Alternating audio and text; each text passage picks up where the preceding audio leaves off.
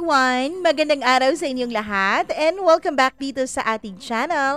Ako na naman ang inyong nag-iisang Mama Mia para sa panibagong kwento sa araw na ito. Maraming salamat po at lagi ka pa rin nandyan, nakasuporta at minamahal ang ating munting channel. Thank you so much talaga, lalo na doon sa mga nagko-comment, sa mga nag-share ng ating video, sa mga hindi nagsiskip ng ads, maraming salamat. At pati na rin doon sa mga nakapag-subscribe na thank you so much for being here. Syempre, bago natin simulan ang ating kwento for today's video, nais ko munang mag-hi kay Melissa Ante. Maraming salamat sa pakikinig. Mylene Garrido. Hi din kay Maria Teresa Lacheca. Hello rin kay Mary Ann Max. Nako naman, galing pala siya sa tooth implant surgery. Nako, magpagaling ka. Hi naman kay Joey Arbo, kay Christy Carpentero. Maraming salamat. Rosemary Cruz, Christina Season, thank you. And Lerma, maraming salamat sa iyo. Hi din kay Jenny Wakas. Maraming salamat. Casa Bueno Nelo. Hello raw. Hello din kay Mary Jane Quizon. Maraming salamat, Glam G. Hello rin kay Leonie Hiso, Margie Flores, Merly Labong at sa lahat po ng ating mga solid subscribers and solid supporters. Naku naman, wag na nating patagalin dahil alam kong excited ka na. Excited na ba? Alam ko excited na yes para sa ating kwento for today's video dito lamang sa Dear Mama Mia.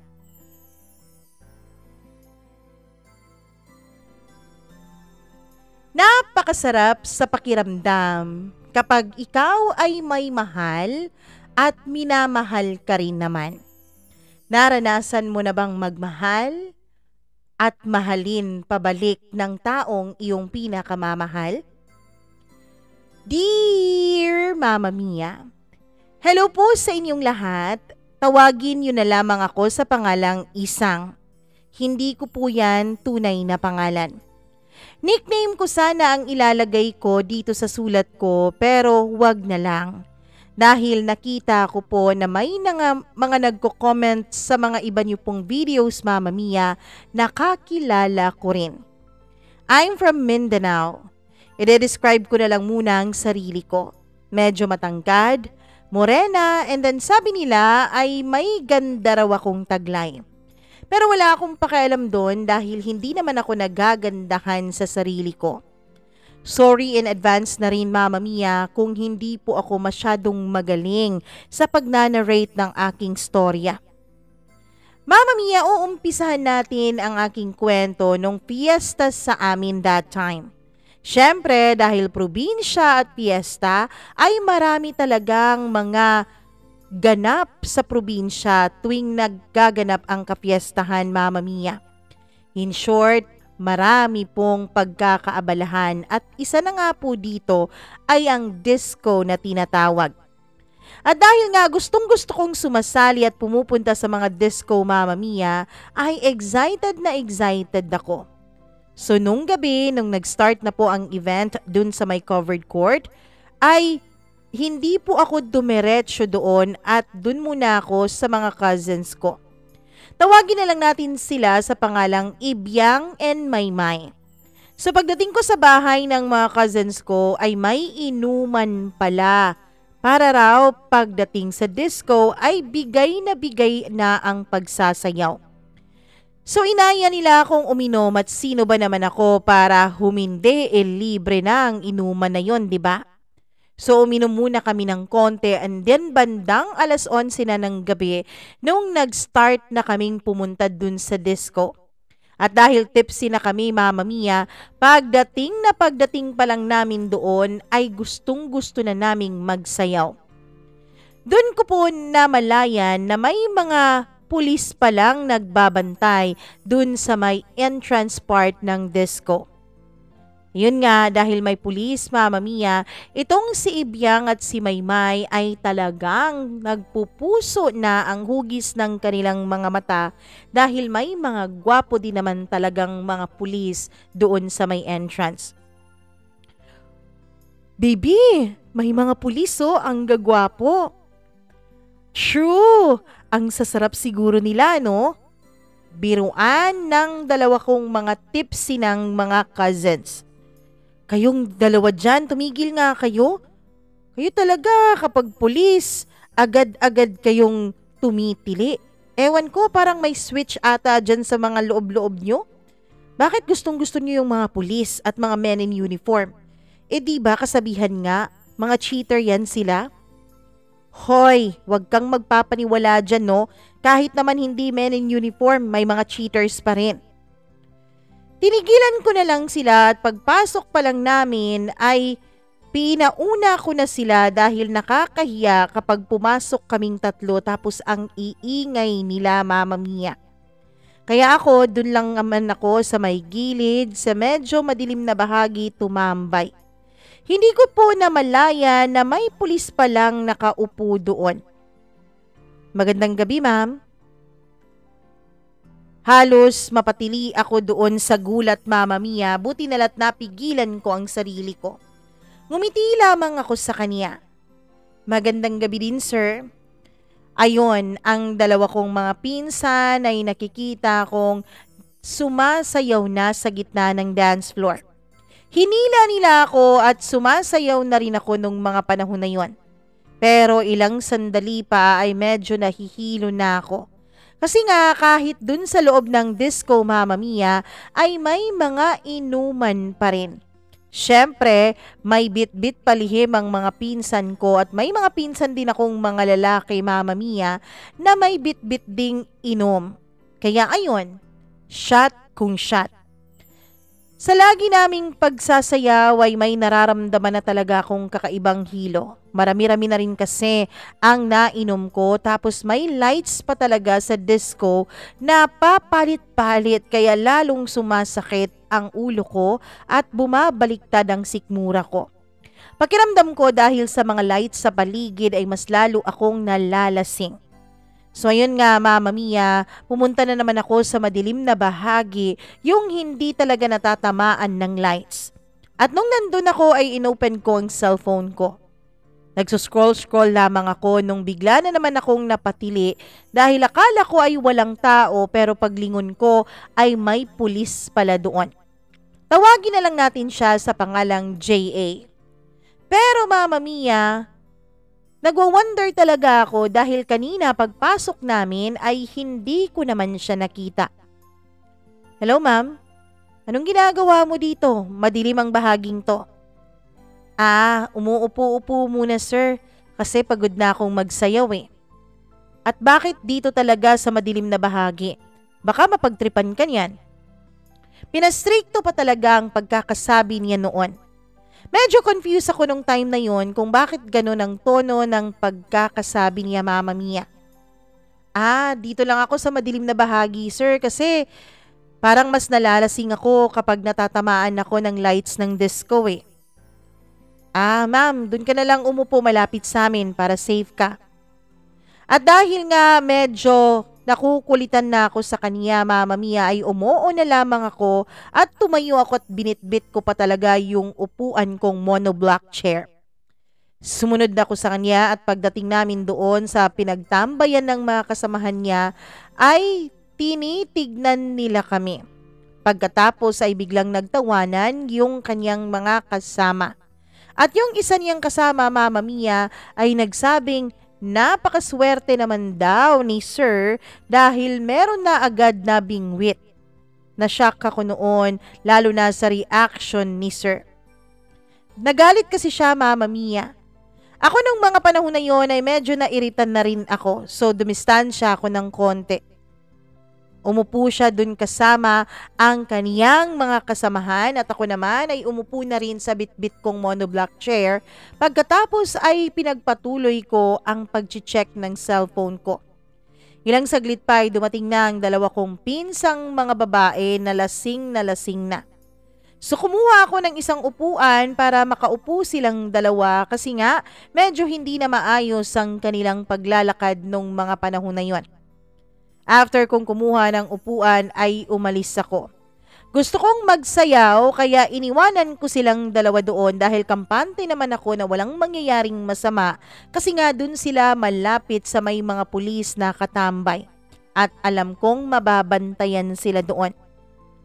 Kaya naman nag-enjoy ako ulit dahil medyo nawala na ang kalasingan ko at pati na rin ang pagkahilo ko. 3 a.m. na, Mama Mia, at lasing na sina May at Ibyang. Grabe kasi ang inuman nila at nagbabaha yung inom at alak dun sa loob ng disco. Pero ako, hindi na ako uminom kasi medyo masama na talaga ang pakiramdam ko kahit pa nga pinipilit ako noon ng iba kong mga pinsang lalaki. Inaya ko na yung 2 kong pinsang babae na umuwi na kami. Buti na lang at pumayag na lang din sila. Sinabihan ko na lang din si Maymay na dun kami matutulog sa bahay ng isa naming pinsan na si Ibyang. Paglabas namin ng disco, Mama Mia, ay nahirapan talaga akong umakay sa kanilang 2. Napapagitnaan nila ako at silang 2 ay halos wala ng lakas para maglakad. Ako naman ay napapamura na sa sarili ko dahil naiinis na ako sa kanila. Kung alam ko lang na ganito ang magiging role ko ay hindi na sana ako sumama sa kanilang mandisco at gumayak na lang siguro akong mag-isa. Tapos sa may kanto kung saan paliko na kami ay naabutan ko sina Sir AJ at ang iba niyang mga kasamahan na papauwi na rin pala. Ma'am, anong nangyari sa mga kasama mo? Tanong ng isang pulis. Naku ma'am, mukhang ikaw yata ang malas dyan eh. Parang ginawa ka nilang mama at yaya. Biro naman ng isa pa. San kayo uuwi? Tanong ni J.A. Dyan lang. Dyan lang sa may kanto. Sabi ko na halos hindi na ako makahinga ng maluwag dahil bigat na ako sa 2 kong pinsan. Ihahatid na lang namin kayo kasi mukhang hindi mo na kaya yung 2 eh. Agad akong umoo, Mama Mia. Bakit magpapabebe pa ba ako? Pagod na ako sa kakabuhat ng 2 kong pinsan. Tapos medyo malayo-layo pa ang bahay ni na Ibyang, Mama Mia, at mahaba-habang lakaran pa yun para sa akin, lalo't meron akong bitbit na 2 lasing. Inalalayan nila ako at pagdating namin sa bahay ni na Ibyang, Mama Mia, ay sinenyasan ko na sila sir na huwag maingay dahil baka magising ang mama ni Ibyang. After nila kaming inihatid ay nagpasalamat na lang ako sa kanila at umalis na lang din ang mga pulis na tumulong sa akin na magbitbit ng aking mga pinsan. After nung nangyaring yon, kinabukasan ay pinagsabihan ko na sina Ibyang at Maymay na nakakahiya yung ginagawa nila. Sinabi ko pang inihatid kami ng mga pulis pag uwi namin at lalo tuloy silang nahiya. Kaya, ayan tuloy. Kasi ang lalandi ang hihilig uminom na hindi naman kaya. Pinagtawanan ko na lang sila dahil habang nagkukwento ako ay pulang-pulang kanilang mga mukha. 3 days after noon ay peaceful akong nakahiga lamang sa kwarto ko, Mama Mia, at nanonood ng K-drama. Nung biglang may nag-text sa akin. Hi Lasinggera, from an unknown number. Nagulat ako, Mama Mia, at kinakabahan. So nagreply ako agad. Ha? Who's this? Tapos nagreply siya na si J.A. ito, ma'am, nung naghatid sa inyo. Nagwo-wonder talaga ako nun kung saan niya nakuha ang cellphone number ko. Sabi niya sa isa ko raw kasamahan. So dali-dali akong nag-chat sa GC naming 3 ni Ibyang at Maymay, pero wala ring ni isa sa kanilang nakaalala na may pinagbigyan sila ng number ko dahil nga lasing na raw sila. Mas lalo tuloy akong nainis sa kanila, Mama Mia. Kahit hindi ko gustong mag-reply dun kay J.A. ay naging makulit siya. Kaya wala na rin akong nagagawa kundi ang mag-reply na lang din para matigil na siya.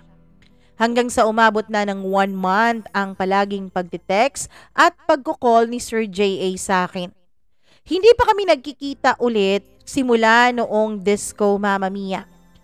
Yung Sir J.A. nyo may pa-update na sa akin. Paminsan-minsan kung natatagalan ako bago mag-reply ay tatawag agad siya at napapansin ko na parang may inis o galit kapag natatagalan akong mag-reply sa kanya. Pero Mama Mia, ako nung mga time na yon ay wala pa talaga akong something na naramdaman sa kanya.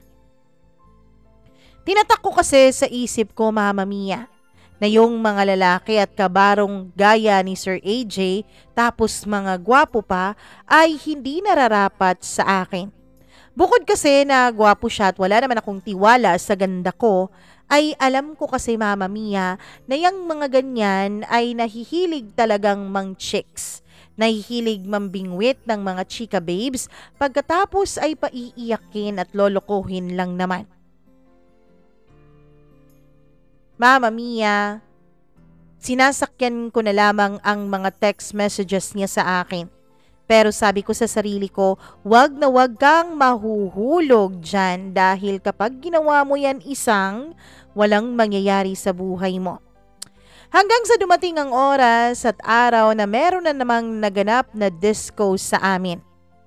Before pa yung araw na yon, Mama Mia, ay hindi na kami nagkaka-text si Sir AJ. So kinagabihan nun sa disco ay nag-inuman na naman kami ng mga pinsan ko. Kahit ilang sabi ko pa sa sarili ko na hindi na ako sasama sa kanila kapag may inuman ay hindi ko rin naman napipigilan ang aking sarili. Doon kami malapit sa may stage ni Ebyang at ni Maymay. At itong si Maymay ay para bang ibinebenta ako sa mga lalaki para daw bilhan kami ng Red Horse dahil may gusto daw sa akin ng isang lalaking yon. Ayoko talagang pumayag kasi natatakot ako sa mga ganun, Mama Mia. Pero sabi niya ay bumili na raw ng Red Horse yung lalaki kaya kailangan ko na lang daw magpakilala. So galit na naman ako.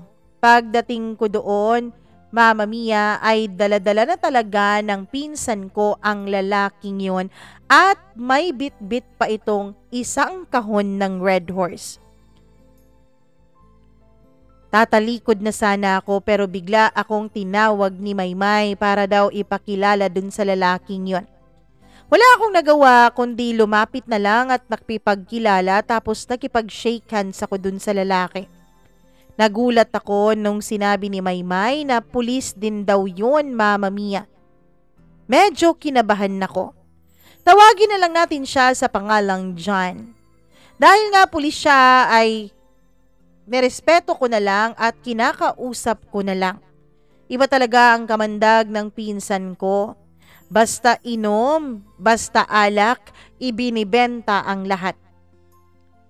Nag-usap kami noon at may dumating na isang lalaki na pormang-porma ang outfit. May cap siya sa kanyang ulo, naka-white t-shirt, tapos naka-pants at naka-white shoes. Feeling ko, Mama Mia, ay pulis din yon na kasamahan ni Sir John. Nung bigla niyang tinanggal ang kanyang cap sa ulo, ay nagulat ako dahil si Sir AJ pala yon. Dali-dali akong nakatalikod sa sobrang kabang nararamdaman ko. Hindi ko rin alam kung bakit ako kinakabahan, wala naman akong utang sa kanya. Wala din naman talaga akong atraso sa kanya at wala naman kami, so walang kaso kapag nakita niya akong may kausap na ibang lalaki. Kaya ayon, umalis ako dahil nandun na si Sir John at si J.A. Bumalik ako dun sa pinsan kong si Biang at Maymay. Nakaupo lamang ako doon at hindi talaga ako sumasayaw at ako ang iniiwan nila dun sa mga may alak dahil baka raw may uminom na hindi namin kakilala. Nung biglang may kumalabit sa akin mula sa likuran ko at nung lumingon ako ay hindi talaga ako nagkamali. Si Sir AJ yon, Mama Mia. Sabi niya mag-usap daw kami dun sa likuran ng sound system para hindi raw maingay. May sasabihin daw siya sa akin. Ako naman ay kinakabahan pero sumunod pa rin sa kanya. Pagdating namin doon ay nagsalita siya. Nawala lang ako ng ilang araw. May nakita ka na agad na ipapalit sa akin. Ano? Anong ipapalit sa'yo? Gusto mo yung John na yun? Junior ko lang naman yun. Pwede ba yung bibig mo? Huwag kang ngang magsabi ng mga bagay na hindi mo naman alam kung anong katotohanan. Alam mo, kasalanan ng pinsan ko kung bakit kami nagkakilala ni Sir John. Kasi parang binenta niya ako para sa isang kahong red horse. Ah, ganun ba? Tara, balik na tayo doon. Pero wag kang humiwalay sa akin ha. Magkatabi lang tayo kahit saan ako pumunta. Bahala ka nga, nakakahiya. Bakit tayo magtatabi? Baka magawan pa tayo ng issue ng mga taong nandito eh. Wala akong pakialam sa magiging issue nila sa atin. Basta, tabihan mo lang ako palagi. Ewan ko, may choice din naman ako noon, Mama Mia, pero sinunod ko pa rin siya. Para akong tuta na sunod ng sunod sa kanya kahit saan man siya magpunta. Nung umupo siya ay umupo din ako sa tabi niya. Tapos nakita kaming dalawa ni Sir John at nahiya talaga ako, Mama Mia, dahil baka kung anong isipin niya. Biglang lumapit sa amin si Sir John at tumawa. Ay, sa'yo pala yan, sir. Sorry. Mama Mia, tumawa na lang din ako dahil tumawa si J.A. Kahit na awkward ako nung mga panahon na yon ay hindi ko na lang din pinaabot sa kanila ang awkwardness na nararamdaman ko. Ah, kaya pala dumating ka agad dito, sir. Kaya pala nandito ka kahit wala kang duty kasi may nag-aantay pala sa'yo. Pagkasabi niya noon ay umalis din itong si John. San ka pala galing? Tanong ko. Ah, may pinaprocess lang akong papers. Ngayon lang ako nakauwi at dumiretso na ako dito. Hindi na nga ako pumunta dun sa station dahil alam kong nandito ka kasi nga may disco. Sabi niya habang pinagtatawanan pa ako. Mama Mia, kahit na hindi ako sumayaw nung gabing yon, ewan ko ba bakit nakaramdam pa rin ako ng enjoyment kahit na magkatabi lang kaming dalawa ni J.A. Pag-uwi namin ay inihatid pa niya ako. Hindi ko na rin nakita ang mga pinsan ko dahil may sinamahan na silang mga lalaki at ewan ko kung nasaan na yung mga yon. Pagdating ko sa bahay namin ay papasok na sana ako sa loob pero tinawag ako ni J.A. Lumapit na lang din ako, Mama Mia. Nagulat ako nung bigla niya akong yakapin at hinalikan sa aking noo, pati na rin sa aking mga pisngi. Para akong nastatwa nung mga panahon na yon na hindi talaga ako nakakilos. Nagbalik lamang ako sa normal nung narinig ko siyang magsalita. Sige na, pasok ka na doon. Mama Mia, kahit na wala pa akong naramdaman or nararamdaman noon kay J.A., ay aaminin ko pong kinilig ako dun sa ginawa niya. Matagal po bago ako nakatulog dahil hindi ako makamove on dun sa ginawa niyang pagyakap at paghalik sa pisngi ko. Pagkatapos noon ay araw-araw na ulit kaming magka-text at magka-call ni J.A. So nung time na yon dahil balik na kami sa paaralan, Mama Mia, ay balik na rin ako dun sa kung saan ako naninirahan, sa boarding house. Probinsya kasi yung amin at walang college school doon o walang university, kaya sa medyo malayo po ako nag-aaral. Balik na ako sa boarding house dahil tapos na ang mga maliligayang araw at balik na naman sa paggudgud ng kilay para makapasa. Sinabihan ko na si J.A. Mama Mia na babalik na ako dun sa city. Tapos alam pala niya kung nasaan ang boarding house ko. Kasi sinabihan ko rin siya sa address. Akala ko kasi ay hindi niya matutunton dahil sa ibang lugar naman po siya naka-assign. Pagdating ko ng boarding house, 3 days before bumalik ang klase, ay naglinis na ako and after noon ay naligo ako.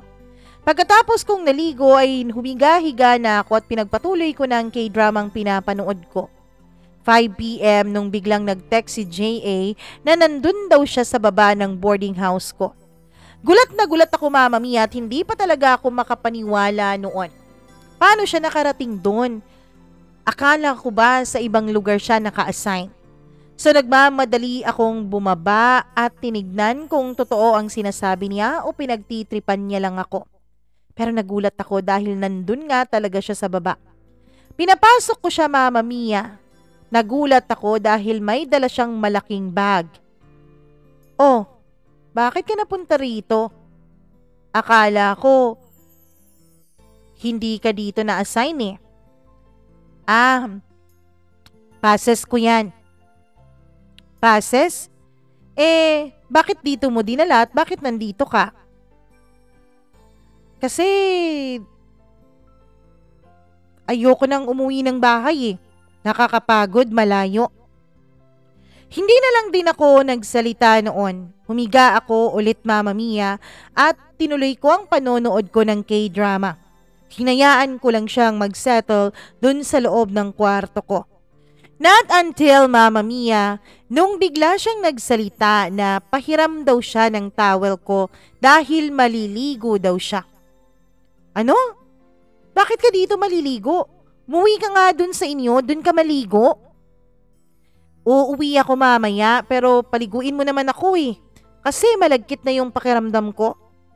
So tinuro ko kung nasaan yung towel at naligo nga siya, Mama Mia. Nagulat ako sa sarili ko kung bakit hindi ako nakaramdam ng kaba nung mga panahon na yon. Kahit na, Mama Mia, first time naming magsama noon sa iisang kwarto, ay parang komportable ako sa kanya. Pagkatapos niyang maligo ay umupo na lang siya sa isang upuan, pagkatapos ay nag-cellphone ng ilang minutes. At lumabas na siya, Mama Mia. Akala ko ay uuwi na siya. Nagulat pa nga ako dahil iniwan niya yung malaki niyang bag. Ilang saglit pa ay bumalik siya at pagbalik niya ay may bit-bit na siyang Jollibee at umorder daw siya dahil nagugutom siya. Di yung lola niyo gustong-gusto naman dahil nakakalibre ng pagkain. Alam niyo naman kapag nagbo-boarding house, kailangan tipid-tipid talaga dahil paminsan-minsan ay may mga hindi inaasahang bayarin sa eskwela. Kaya natuwa ako nung ipinag-order din niya ako. After naming kumain ay lagi ko siyang sinasabihan na umuwi na. Dahil hindi naman na siya nandoon para dun tumira. Pero ayaw talaga niyang umalis. Marami siyang mga alibis kaya hinayaan ko na lang. Ilang saglit pa, Mama Mia, ay lumabas siya. Akala ko talaga ay kung saan siya pupunta.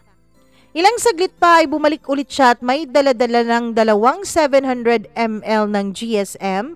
Pagkatapos may dala pa siyang ice at mga chichirya. Shot tayo, sabi niya. Alam mo, hindi mo man lang ako sinabihan na gusto mo palang uminom. Sana sinabi mo ay di sana hindi ka na bumili ng ganyan karami dahil hindi naman ako iinom. Sige na, shot tayo. Wala ka pa namang pasok bukas, 'di ba? Sige na nga, aanhin natin yung mga dinala mo kung hindi natin inumin. Hayaan mo na, paminsan-minsan lang naman to, sabi niya. So ayun na nga, nag-inom kaming dalawa, Mama Mia, at nagtsikahan. Ewan ko, hindi ako nakaramdam ng pagkaasiwa nung mga panahon na yon. Hindi ko nga naramdaman, Mama Mia, na dapat akong kabahan o di kaya'y mahiya dahil ang totoo ay wala pa naman kaming konkretong relasyong dalawa ni J.A. Pero parang komportable pa akong nakikipag-usap sa kanya habang umiinom. Noong naubos na namin ang isang bote, Mama Mia, ay medyo nahihilo na ako ng konti. Tapos itong si J.A. ay nakikita kong namumula na rin ang kanyang mga pisngi. Pero hindi pa rin kami tumigil. Nag-uusap pa rin kami tungkol sa kung ano-anong mga bagay. Tungkol sa aming nakaraan, tungkol sa aming buhay. Mama Mia, wala lang talaga sa akin ang pag-inom dahil sanay naman ako sa ganon. Wala lang din sa akin na nag-uusap kami ng kaming dalawa lang dahil pakiramdam ko ay komportable na ako sa kanya. Pero habang nag-uusap kami ay biglang dumada-moves ang inyong Tito J.A. Naramdaman ko na kumilos ang kanyang mga kamay palapit sa akin. Hindi ko na nga namalayan na malapit na pala kami sa isa't isa hanggang sa bigla na lang niya akong niyakap, Mama Mia. Ako naman ay kinikilig nung mga panahon na yon. Ewan ko kung dala ng alak o talagang inaantabayanan ko na rin subconsciously na gawin niya sa akin ang bagay na yon. Hinayaan ko lang siyang yakapin niya ako. After 10 years na pag-inom ay naubos din namin ang 700 ml ng GSM. Mama Mia, dahil dalawa lang kami ay nalasing talaga ako dun sa ininom namin at alam kong pati rin si JA ay lasing na. So ayun, sabi ko sa kanya, matulog na kaming dalawa. Humiga na ako, Mama Mia, at nauna na ako dahil nung mga panahon na yun ay nahihilo na rin ako at pakiramdam ko ay masusuka na ako kung nakatayo o nakaupo pa ako. Hindi ko na namalayan na nakatulog na pala ako sa sobrang kalasingan. Madaling araw, Mama Mia, ay nagising ako. Nagulat ako nung nagising ako dahil ang porma naming dalawa ni JA ay nakahiga ako sa kanyang kanang balikat pagkatapos ay nakayakap siya sa akin. Ihing-ihi na ako that time kaya naman dahan-dahan akong bumangon para makapag-CR. Dahan-dahan ko yung ginawa dahil ayokong magising si JA. Pero pagbalik ko galing CR ay nakita kong gising na pala siya, Mama Mia, at nagtanong siya kung nasaan ako, kung bakit nawala ako sa tabi niya. Umihi lang naman ako, sabi ko at humiga na ulit. Kinakabahan tuloy ako nung mga panahon na yun, Mama Mia. Pinipikit-pikit ko ang mga mata ko pero active na noon ang isip ko. Tapos bigla akong hinila ni JA at niyakap. Ako naman ay parang nastatwa ulit at walang kagalaw-galaw dahil nitong mga panahon na to ay medyo nag-subside na ang epekto ng alak kaya kinakabahan na ako. Mas lalo akong kinakabahan nung pinaharap niya ako sa kanya, Mama Mia, at yakap-yakap niya pa rin ako. Nang bigla niya akong hinalikan sa aking mga labi. Nagulat ako nung mga panahon na yon. Hindi ako makagalaw. Hindi rin naman ako tumutol. Hindi ko rin naman siya itinulak o hindi rin naman ako nagsabi ng no. Basta hinayaan ko na lang siya at ilang saglit pa ay kusa na rin gumagalaw ang bibig ko. Narealize ko na lang, Mama Mia, na gumaganti na pala ako sa mga halik na iginagawad sa akin ni JA. So ayun, halikang malala kaming dalawa. French kiss kong French kiss, Mama Mia. Ilang saglit pa ay naramdaman kong kumilos na ang kaniyang isang kamay. At napunta na yon sa loob ng aking suot na t-shirt that time. Wala po akong suot na bra, Mama Mia, kaya malaya niya pong nahahawakan ang aking mga Mount Everest nung mga panahon na yon. Pero ewan ko ba, imbis na tumutol ay parang mas lalo ko pa pong naramdaman ang kagustuhan na madikit ang katawan namin sa isa't isa. Parang mas lalo kong idinidiin ang sarili ko sa kanya. Ilang saglit pa ay hinubad na niya yung t-shirt na suot ko. At syempre, dahil wala nga naman akong suot na bra nung mga panahon na yun, ay nakabuyang niyang nasa kanyang harapan ang dalawa kong Mount Everest. Nagulat na lamang ako nung para siyang bata na nag-breastfeed sa akin. Hindi ko rin naman masasabing bata siya, Mama Mia. Dahil wala namang bata na ganun kumilos, hindi ba? Dalang-dala na ako noon sa init ng ginagawa ni JA sa akin. Ako naman dahil gustong-gusto ko ang mga ginagawa niya, ang bawat halik niya, ang bawat haplos niya, ay ungol lamang ang tanging isinusukli ko sa kanyang pagpapala sa aking katawan. Pero ilang saglit pa ay kinuha ni JA ang isa kong kamay at nilagay doon sa kaniyang sandata.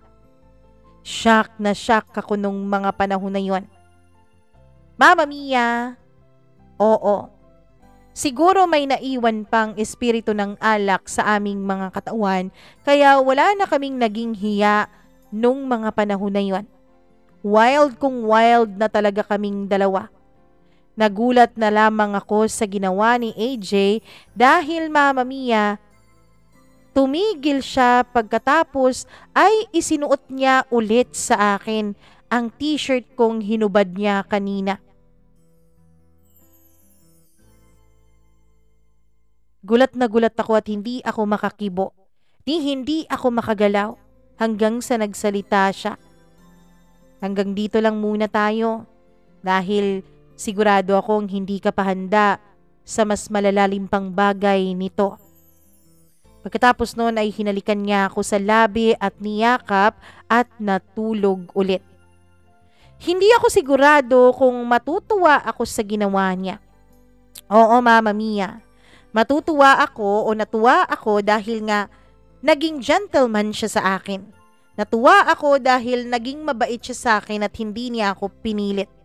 Pero at the same time ay medyo hindi rin ako masyadong natuwa dahil nabitin talaga ako, Mama Mia. Bitin na bitin ako nung mga panahon na yon. Hindi ako mapakali kung bakit gano'n na lang ang bitin na naramdaman ko. Bakit ba kasi ginawa niya sa akin yon? Bakit ba kasi sinabi niya sa akin ang gano'n hindi naman niya gagawin? Pero ilang saglit pa ay nakatulog na rin ako. Nung magising ako ay wala na si JA sa tabi ko. Pagtingin ko sa orasan ay 1 PM na pala. Grabe pala ang naging tulog ko dahil hapon na nung magising ako. Akala ko ay umalis na si JA pero nung nilingon ko at iginala ko ang mga mata ko sa aking silid ay nakita ko yung kanyang malaking bag. Ilang saglit pa ay pumasok ito sa kwarto at bagong ligo na pala ito. Nahiya ako, Mama Mia, dahil pakiramdam ko ay parang siya na ang may-ari ng boarding house na yon. Feel at home siya. Gising ka na pala, Madam, sabi niya at kumiti sa akin. Bakit hindi mo ako ginising? Excuse me, ginising kaya kita kanina pero ayaw mong magising. Bumangon ako at kumuha ako ng bagong towel at saka naligo dahil init na ang pakiramdam ko. Akala ko, Mama Mia, ay umalis na siya nung naliligo ako. Pero paglabas ko ay may pagkain na sa mesa. Para talaga kaming mag-asawa nung mga panahon na yon. Nagreklamo pa siya dahil ang tagal-tagal ko raw matapos maligo. Habang kumakain kami, ay nagsalita si EJ. Si JA. Dito pa rin ako matutulog mamaya, ha? Ano? Bakit naman?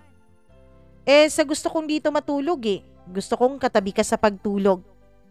Nahiya ako dahil naalala ko ang mga ginawa namin kaninang madaling araw. O bakit wala kang kibo dyan? Mama Mia, na malayan niya palang tumahimik ako. After nating kumain, anong gusto mong gawin natin? Gala tayo. Pero mamaya na kasi medyo mainit pa eh, sabi ko. Umuo na lang si JA. After namin, Mama Mia, ay natulog ulit kami ni JA. Ewan ko ba kung bakit nakatulog kami, nakahiga lang naman kami pagkatapos ay nag-uusap ng kung ano-anong mga bagay.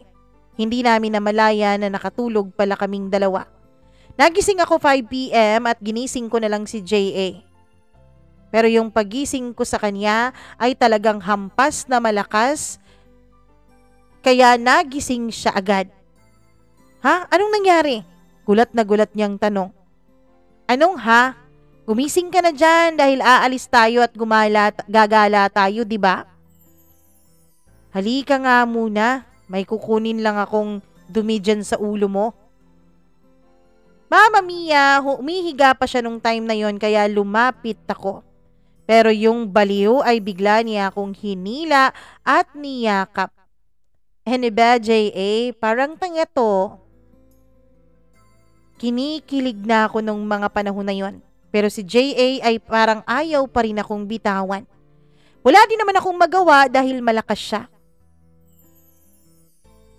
Sana ganito na lang tayo lagi, ano?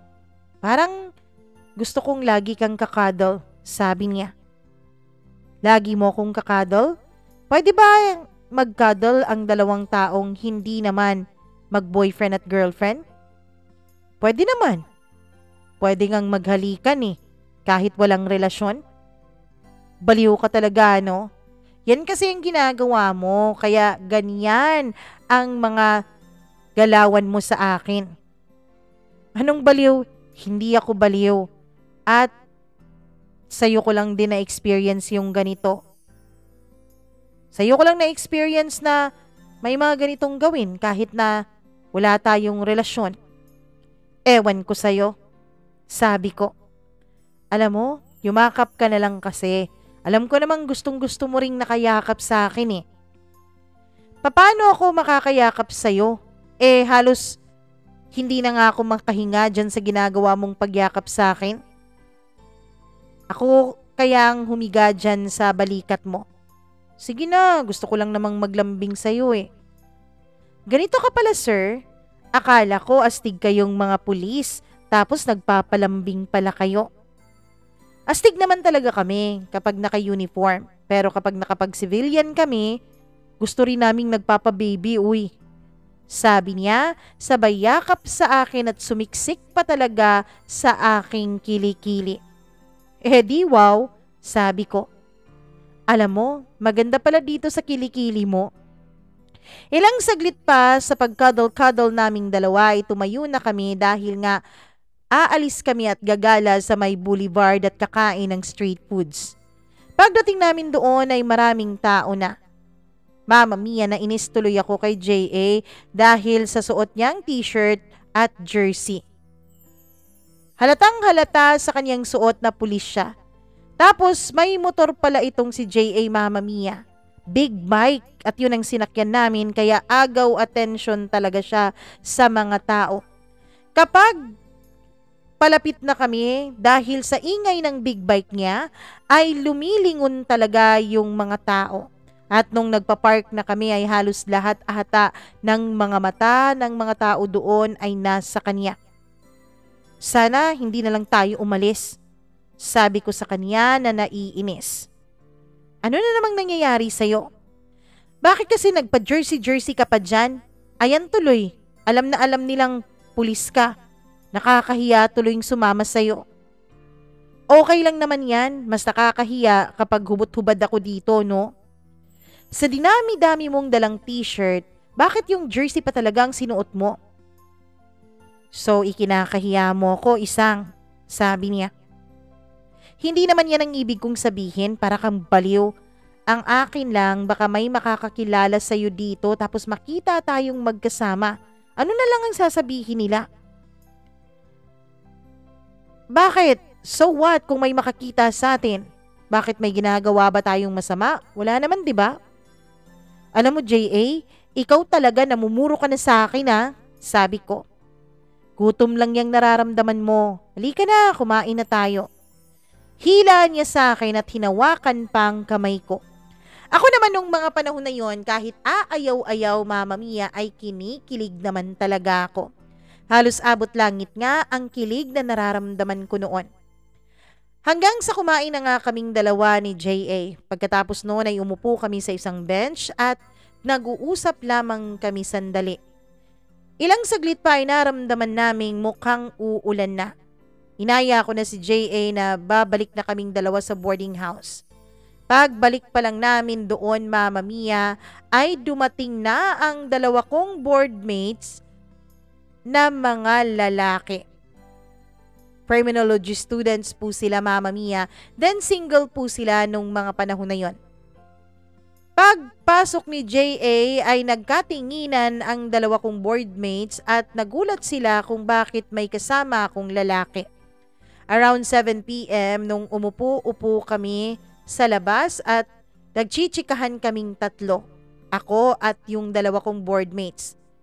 Close kasi kami noon, Mama Mia. Uy, sino yun? Tanong ng isa kong boardmate na lalaki na mahinang-mahina ang boses. Kuya ko, sabi ko sabay tawa. Tapos biglang nagsalita itong isa ko pang boardmate na lalaki. Shot tayo, sabi niya. Kung magsha-shot kayo, tinig ni J.A. na biglang lumabas mula sa kwarto ko. Tumahimik ka nga dyan, J.A. Gabi na. Tapos uminom ka na kagabi. Hindi naman ikaw ang tinatanong ko, sila naman. So, iinom kayo? Tanong niya sa dalawa kong boardmates na lalaki. Iinom sir. Kung may maiinom ba eh. Kumuha ng pera si J.A. at inutusan niya yung dalawa na bumili ng isang case ng Red Horse Mamma Mia. Pag alis nilang dalawa ay agad kong kinurot sa tagiliran si J.A. dahil sa inis ko sa kanyang sagot sa akin kanina. Ikaw ha?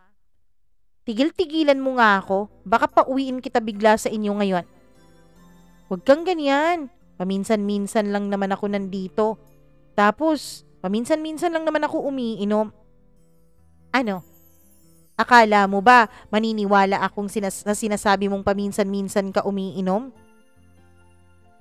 Huwag ka nang magalit sa akin. Sabi niya sabay hila sa akin, tuloy Mamma Mia ay napakandong ako sa kanya. Alam mo, napakasarap mo palang kandungin. Binibiro-biro pa niya ako habang hinahalikan niya ang kilikili ko at ako naman ay tinutulak siya palayo pero kilig na kilig naman. Ilang saglit pa ay bumalik na ang dalawa kong boardmates at may dala nga silang mga alak. Tapos napakaraming chichirya. Doon sila pumwesto sa labas ng kwarto ko dahil medyo maluwag po doon. Habang nagiinuman sila ay nagpakilala rin si J.A. sa kanilang dalawa. Nagulat sila dahil pulis ito. So ako nandun lang sa kwarto ko at nakahiga. Hinayaan ko na lang silang tatlo sa labas. Hindi ko na namalayan ang oras at nakatulog na ako Mamma Mia. Nagising na lamang ako dahil ginigising na ako ni J.A. Lasing na siya Mamma Mia.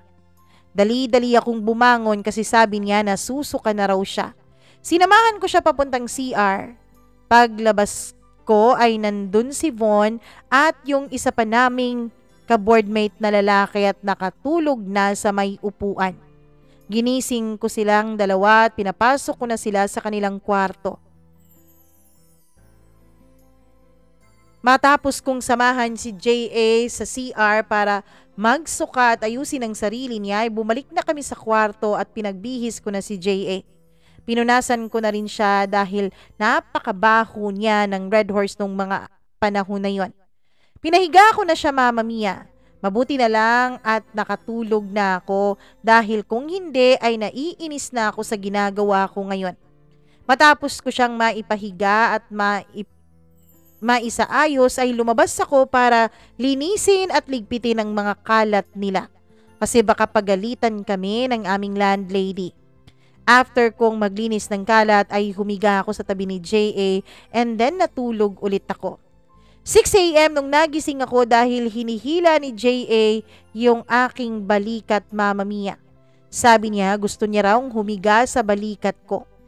Imbes na antok pa ako nung mga panahon na yon ay nawala dahil pinaglalaruan na ni J.A. ang buhok ko.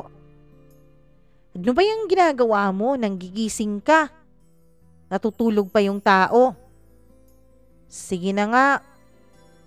Hayaan mo na lang ako dito. Uuwi na ako mamayang hapon eh. Sabi niya sabay halik sa akin.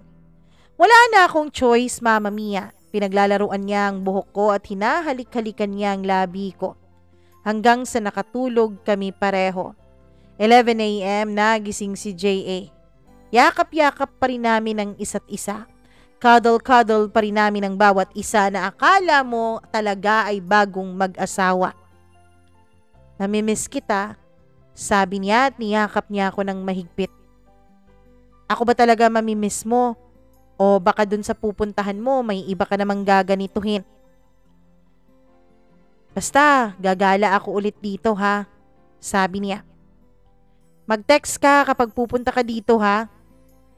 Hindi na. Bakit kailangan ko pang magpaalam kung pupunta ako dito? Umayos ka nga dyan, J.A. Bakit nga kailangan na magte-text ako kung pupunta ako dito? Kasi baka maabutan mo kung may ibang kasama dito. Sabi ko, pero joke lang naman yon Mamma Mia. Ayusin mo nga yan, Sang. Sabi niya at biglang bumakod na talagang galit na galit ang tingin sa akin. Bakit kung makapag-react ka parang may relasyon tayo ah? Sabi ko. Hindi siya nakasagot, Mama Mia. Kaya ako na lang ang bumawi at baka maging awkward pa kami sa isa't isa kung kailan pa uwi na siya. Char lang naman, sabi ko. Ayusin mo nga. Ayokong may iba pang lalaking pumapasok sa boarding house mo ha. Kapag talaga nalaman ko, lagot ka sa akin. Ay naman, para kang VIP ah. Kasi gusto mo, ikaw lang nakakapasok dito. Pababantayan kita dun sa 2 ugok mong boardmates. Wow, VIP yarn, sabi ko. After naming mag-usap ay naligo na rin si J.A. Mama Mia dahil uuwi na raw siya maya-maya lamang. Ako ay nakahiga lang and after niyang maligo ay nakapag-ready na siya pagkatapos ay niyakap niya ulit ako. Uuwi na ako. Sige, ilak mo yung pintuan pagkalabas mo ha. Grabe ka naman, di mo ba ako ihahatid kahit sa labas lang? Bahala ka nga. Hinalikan niya ako bigla, Mama Mia. So ang ending, nag-French kiss na naman kaming dalawa. Pagkatapos noon ay ayun na naman at nilalamas na naman niya ang aking Mount Everest at para na naman siyang baby doon. After noon ay inihatid ko na siya sa labas. Before pa niya isinuot ang kanyang helmet ay hinalikan niya ulit ako sa aking forehead pagkatapos ay sa lips at niyakap niya ako. Nakakahiya, Mama Mia, kasi nandun yung 2 kong boardmate na mga kabarkada ko na rin na nakainuman niya kagabi na nakatingin sa amin. Pagkatapos noon ay umalis na siya. Pagpasok ko sa loob ay agad akong kinulit at tinutukso ng 2 ugok kong boardmate. Hanggang sa naging Saturday na, Mama Mia. Dahil isa lang ang subject namin nung araw na yun, ay nagkaayaan kami ng mga kabarkada namin na tumambay. Sa barkada namin, Mama Mia, ay 4 kami. 4 na girls, tapos 1 girl lalo. So ayun na nga, Mama Mia, dahil yung mga baliw ay gustong-gusto talagang mag-inuman kahit na tirik pa ang araw nung mga panahon na yon ay nag-inuman kami. Nag-shot kami dun sa boarding house. Habang nag-e-enjoy na kaming mag-inuman, itong bakla naming kabarkada ay amin pong pinagtitripan. Kasi nga kapag nalalasing ito ay parang mas lalong lumalandi. Sabi ko, 1 bote lang ng Tanduay Select ang inumin namin. Pero yung mga baliw, pagkatapos naming inumin yun ay parang nabitin pa sila at ayun na nga't nag-ambagan para bumili pa ng isa pa. Noong biglang may kumatok sa pintuan ko, Mama Mia. Agad-agad ko namang binuksan dahil kapag ganon, kapag kumpleto kami ng barkada ko at may kumakatok, yung 2 ko lang namang mga kabarkada din dun sa boarding house ang sasali sa amin. Pero nagulat ako nung si J.A. ang dumating, Mama Mia. Galit na galit ang tingin niya sa akin. Bakit nandito ka? Tanong ko. Bakit bawal ba akong pumunta dito? Kaya pala hindi ka nagre-reply. Kasi nag-iinuman pala kayo dito. Sabi niya. Ang OA mo naman, ngayon nga lang kami nag-inuman eh. Pinapasok ko si J.A. Mama Mia at tinuloy pa rin namin ang aming pag-shot. Si J.A. ay tingin lang ng tingin sa amin. After ng aming inuman ay umalis na rin ang aking mga kabarkada at inihatid ko sila sa labas. Pagpasok ko ulit dun sa boarding house ay talagang masama na ang tingin ni J.A. sa akin. Hindi ko siya pinansin. Agad akong humiga at natulog. Habang papatulog na sana ako ay biglang nagsalita si J.A. Pinuntahan kita dito dahil namimiss kita. Tapos ganito palang maaabutan ko. Nag-e-enjoy ka at umiinom lang pala. Teka nga, J.A. Bakit ganyan ang reaction mo? May nag-utos ba sa'yong pumunta dito? Inutusan ba kita na pumunta dito? Wala, hindi mo ako inutusan. Pero pumunta nga ako dito kasi nga namimiss kita. Namimiss mo pala ako. Bakit galit na galit ka dyan? Bakit galit-galitan yung aura mo? Buti sana kung nagpakalasing talaga ako. Hindi naman. Hindi pa nga ako nalalasing eh. Tumigil ka nga. Tumigil ka dyan sa ginagawa mo. Dyan ka magaling eh, Sang. Binabaliktad mo ang sitwasyon. Ako nga itong galit, ako nga itong nagtatampo, tapos maya-maya lang, ikaw na ang magagalit. Tinitigan ko siya ng masama, Mama Mia. Dahil sa ginawa ko ay humiga si J.A. palapit sa akin. Diretso siyang humiga sa aking balikat, Mama Mia. At alam ko na talaga ang gagawin niya kapag humihiga na siya sa balikat ko. Pinaglalaruan niya ang buhok ko. Kaya ayon, yakap-yakap ako ni J.A. Nawala na rin ang inis ko sa kanya, Mama Mia.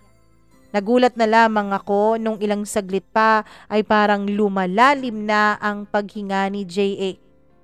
Akala ko kung anong nangyari sa kanya pero natutulog na pala ito sa aking balikat. So ayun, natulog na lang din ako. Pagising namin ni J.A. ay malakas na malakas ang ulan. Sakto talagang cuddle weather nung mga panahon na yon. Kaya hindi kami bumangon. Ang baliw na J.A. ay parang hindi nababahuan sa hininga ko kahit na amoy itong laway at alak na pinagsama. Halik ng halik pa rin sa akin at yakap-yakap pa rin niya ako. Mama Mia, nag-enjoy talaga ako nung mga panahon na yon. Ewan ko ba, parang naging comfort ko na si J.A. Parang naging comfort na namin ang isa't isa. Tuwing weekends ay pinipilit niya talagang pumupunta doon sa boarding house ko. Hanggang sa isang araw, nagsabi sa akin si J.A. na isasama niya raw ako na mag-overnight kami sa isang resort kasama yung kanyang kabady. At first ay ayoko sanang sumama kasi nahihiya ako. Pero pinipilit ako ni J.A. So ayun, sumama na lang ako. Ang ending, 4 kaming nag-overnight doon, Mama Mia. Kasi yung kanyang kabady ay may dala din palang partner. Mama Mia, pagdating namin sa resort ay around 6 p.m. na yon. Nag-antay pa kami sa kabady ni J.A. dahil nahuli ang pagdating nila dahil meron pa raw silang dadaanan. Pagdating nila ay pumunta na kami dun sa aming room para ilagay yung aming mga gamit. Nag-expect ako, Mama Mia, na sa iisang kwarto lang kaming 4. Pero tig-iisa pala kaming kwarto ng mga mag-partner. So ayun na nga, ang nakakahiya lang, Mama Mia, ay yung kasama ni J.A. na sinabi niyang kabady niya ay kakilala ko rin pala. Pero hindi kami close. Kakilala kami kasi iisa lang ang lugar namin sa probinsya. After naming makapasok sa kwarto ay nagbihis na ako ng panligo ko. Nakabra tapos nakashort lang akong lumabas ng CR. Nanlaki talagang mga mata ni J.A. at kumunot ang kanyang noo. Ano ba yung suot mo, Sang? Bakit ganyan ang suot mo kapag maliligo? Bumalik ka nga doon. Magbihis ka ulit. Bakit kailangan mong magpa-sexy dyan? Ano bang gusto mong isuot ko, J.A. habang naliligo, ha? Pajamas? Gusto mo ba ganun? Okay lang naman yung short mo pero mag-t-shirt ka, wag yung bra lang. Ayoko nga, gustong-gusto ko magpipicture ng ganito eh, sabi ko. Magbihis ka, mariin niyang sabi at tinitigan pa ako ng masama. So ayun, nag-walk out ako, Mama Mia, at iniwanan ko siya. Bahala siya sa buhay niya. Sino ba siya para siya ang masunod sa mga isusuot ko? Pumunta ako dun sa cottage namin kasi dun kami kakain. Pagdating ko doon, Mama Mia, yung girl na kasama ng buddy niya ay naka-swimsuit. Hined to foot pa ako nung babaeng yon. Ewan ko ba kung ginajudge ba niya ako sa suot ko o ginajudge ba niya ang itsura ko, pero kiber ako. Wala akong pake kasi confident ako, Mama Mia. Kahit pa nga hindi ako nagagandahan sa sarili ko, kumpara naman sa kanya, alam ko namang mas may say ang itsura ko. Alam kong mas maganda pa rin ako sa kanya.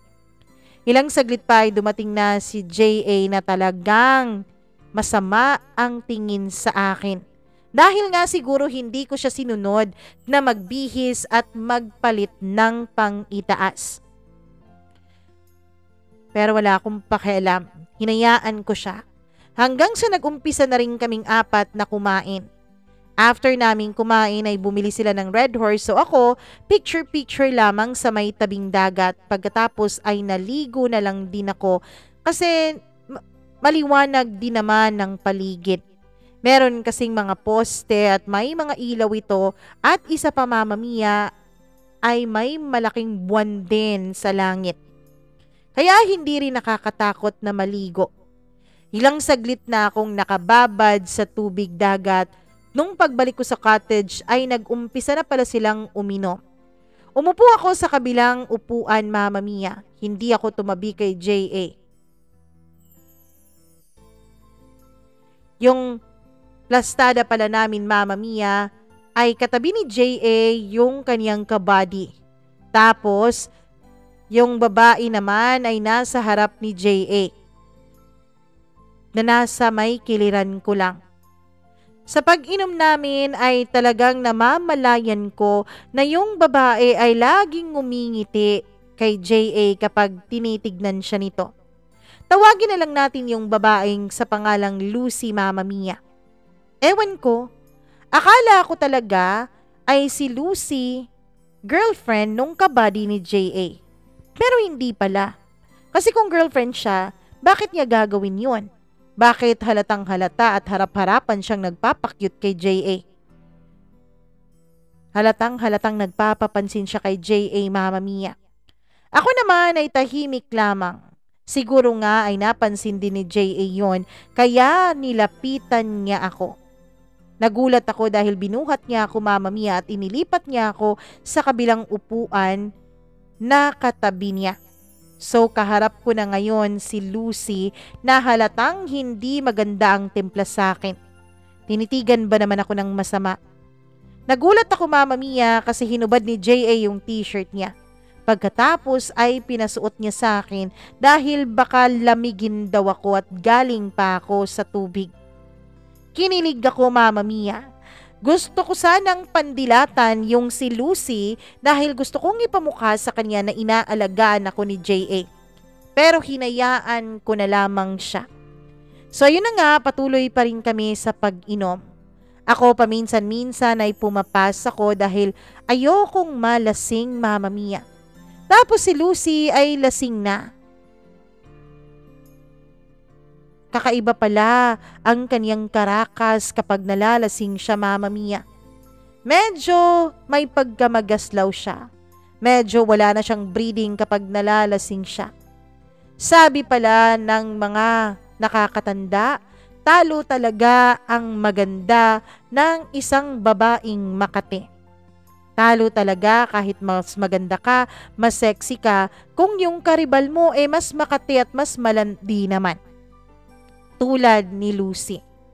Mama Mia, para kasing sinilaban ang pagkababae ni Lucy nung mga panahon na yon nung nakainom na siya. Kusa na siyang kumakandong dun kay JB na kabady ni JA. Ako na lang talaga ang nahiya sa pinaggagawa niya. Napansin at nakita ko talagang siya ang nag-uuna na magpapapansin sa lalaki. Siya ang unang nagpapakita ng motibo. Kami naman ni J.A. ay nagkatinginan lang tapos sabay tawa. So nag-decide kaming dalawa ni J.A. na itigil na ang pag-inom namin dahil hindi na talaga maganda ang pinapakita ni Lucy. So ayun, pagpasok namin sa aming kwarto ay naligo muna ako kasi nga galing ako sa dagat. Yung baliw na J.A. ay biglang nagsabi na sabay daw kaming dalawang maligo. Inirapan ko na lamang siya at pumasok ako at hindi ko nilock yung banyo, Mama Mia. In case na totohanin niyang sabay kaming maligo ay wala namang problema sa akin. Pero hindi siya sumunod. After kong maligo ay tsaka siya naligo, Mama Mia. Pagkatapos ay nakahiga na kaming dalawa sa kama at as usual ay nag-uusap, chika-chika. Bumangon si J.A. nung ilang sandali naming pag-uusap at pinatay niya yung ilaw dahil matutulog na raw kami. Pero scam pala ang sinasabi niyang tulog, Mama Mia. Kasi paghiga niya ay agad niya akong niyakap at agad niya akong hinahalikan. Ilang saglit pa ay hindi na niya siguro natiis at pumatong na talaga siya sa akin. Ako naman nung mga panahon na yon ay kinakabahan na, Mama Mia. Kung ano-ano nang naiisip ko. Lord, eto na ba talaga to? This is it? For short, Mama Mia, ay hindi na talaga nakapagpigil si J.A. nung mga panahon na yon. Akala ko tulad nung dati ay pipigilan pa niya ang kanyang sarili. Akala ko tulad ng dati ay hanggang upper lang kami. Hanggang hubad lang ng shirt ko, pagkatapos ilang saglit ay ibabalik niya. Pero nun, Mama Mia, hubad na niya lahat-lahat sa akin. Akala ko talaga ay hindi na matutuloy, pero bigla niyang ipinabukakal sa akin ng dalawa kong mga paa. At bigla siyang bumaba doon. Nahiya pa ako na halikan niya ako sa bandang yon. Kahit pa nga bagong ligo ako ay hindi ko pa po nararanasan na gawin yon sa akin ng isang lalaki. Mama Mia, kahit na nahihiya ako ay hindi ko rin naman napigilan ang pakay ni J.A. Hinalikan niya talaga ako sa bandang yon. At nung hinalikan na nga niya ako doon, ay tuluyan nang nawala ang pagpipigil ko. Kaya ayun, Mama Mia, tuluyan na ngang inangkin ni J.A. ang pagkababae ko. May nangyari nga talaga sa amin nung gabing yun. Siya po ang unang experience ko, Mama Mia. Kahit naman po medyo lasinggera ako, kahit naman po mahilig akong uminom at mapabarkada ako ay inaalagaan ko pa rin naman ang pagkababae ko. Si J.A. lang talaga ang natatanging lalaking nawawala ako sa sarili ko kapag hinahalikan niya ako o hinahawakan. Siya lang talaga ang natatanging lalaking hinayaan kong mag all the way sa katawan ko. Siya ang una ko, Mama Mia. Kaya naman napaiyak talaga ako. Akala ko masarap yung ganon pero hindi naman pala. Sakit muna pala bago yung sarap. Kinabukasan ako yung unang nagising sa aming dalawa. Akala ko talaga panaginip lang ang lahat. Akala ko dahil lang sa sobrang init ng aking katawan kaya napapanaginipan ko na may nangyari sa aming dalawa pero hindi. Hindi pala, Mama Mia, dahil totoo pala. At ang saksi nun ay ang mahapdi kong pagkababae. Biglang nag-flashback sa akin lahat ng nangyari sa aming dalawa ni J.A. nung gabi at nahiya talaga ako nung naalala ko ang lahat. Ilang saglit pa ay nagising na si J.A. Dali-dali akong nagtalukbong ng kumot sa katawan ko dahil nahihiya ako sa kanya. Pero yung baliw ay kinukulit pa talaga ako at tinutukso-tukso. Sus, alam ko namang gising ka na. Gising na yan. Manahimik ka nga dyan, J.A. Scammer ka, sabi ko. Scammer? Anong scammer? Sabi mo kagabi, papatayin mo na yung ilaw dahil matutulog na tayo. Eh, hindi naman tulog yung ginawa natin. Bakit nangyari yun? Sorry na. Sorry na talaga. Hindi ko lang napigilan ang sarili ko eh. Sabi niya habang niyayakap niya ako. Tatayo na sana ako noon para pumuntang CR, Mama Mia, pero bigla po talaga akong nawalan ng balanse.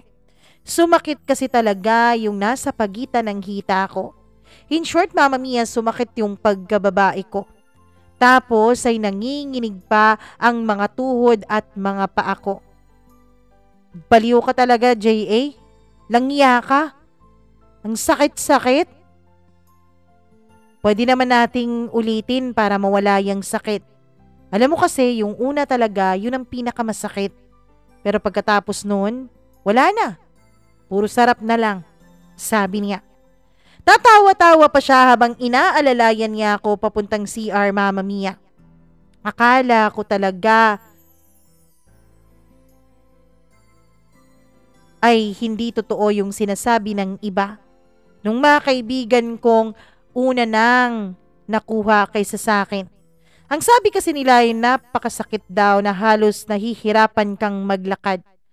Pero nung na-experience ko na, totoo pala talaga, Mama Mia. Napakasakit. Noong umiihi ako ay dumiretsyong ligo na lang ako. Pagkatapos kong naligo ay nahiya ako, Mama Mia. Kasi aalis na sana ako at lalabas na ako nung biglang pumasok si J.A. sa banyo. Sabay daw kaming maligo. Siya pa ang nagpaligo sa akin. Tapos na ako, J.A. Lumabas ka na at lalabas muna ako. Sabi ko. Huwag kang mahiya sa akin. Paliliguan kita ulit, baka hindi mo na ayos tanggalin yung mga libag mo. Kasi alam mo na, masakit yung, alam mo na, sabi niya sa akin. Huwag ka nang mahiya, masanay ka na ng ganito. Ano? Anong masanay ng ganito? Bakit may susunod pa ba? Malamang. Alangan namang magpigil na tayo may nangyari na sa atin. Kaya hinayaan ko na lang si J.A. na paliguan ako. After naming maghanda, Mama Mia, para umuwi, paglabas ko ng room ay sakto namang lumabas din si Lucy. Pagkatapos ay eto na naman siya. Ngumingiti-ngiti na naman ang pagkalandi-landi kay J.A. Sorry ka, Day, hindi napapatol si J.A. sa'yo. Maglaway ka dyan dahil nauna na ako sa'yo, sabi ko noon sa isip ko. So yun na nga, pauwi na kami, Mama Mia. Inihatid ako ni J.A. sa boarding house kasi aalis pa raw siya at may duty daw siya. Mama Mia, masaya ako nung mga panahon na yon. Hindi ko naman pinagsisihan na may nangyari sa aming dalawa ni J.A. Hindi ko pinagsisihan na siya ang una kong pinagbigyan ng aking pagkababae.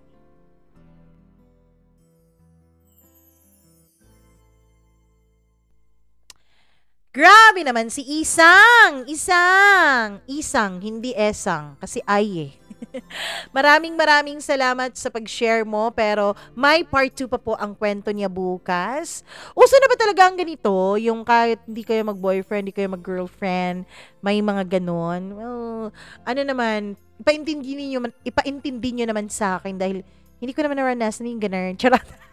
Gusto pa palang maranasan. Anyway, sa lahat po ng nakikinig ngayon, abangan bukas ang part 2 ng kwento ni Isang. At syempre, paki-like at paki-share na rin ang video na ito. Huwag niyong kakalimutan na mag-subscribe dito sa ating channel kung hindi pa po kayo nakakapag-subscribe. Alam kong medyo na-enjoy nyo na ang panahon ngayon dahil medyo malamig na at halos nasa kalagitnaan na tayo ng Disyembre. Papalapit ng matapos ang taon. Maraming salamat talaga dahil kahit December 9, nandyan ka pa rin at lagi mo akong inaalalayan, sinusuportahan.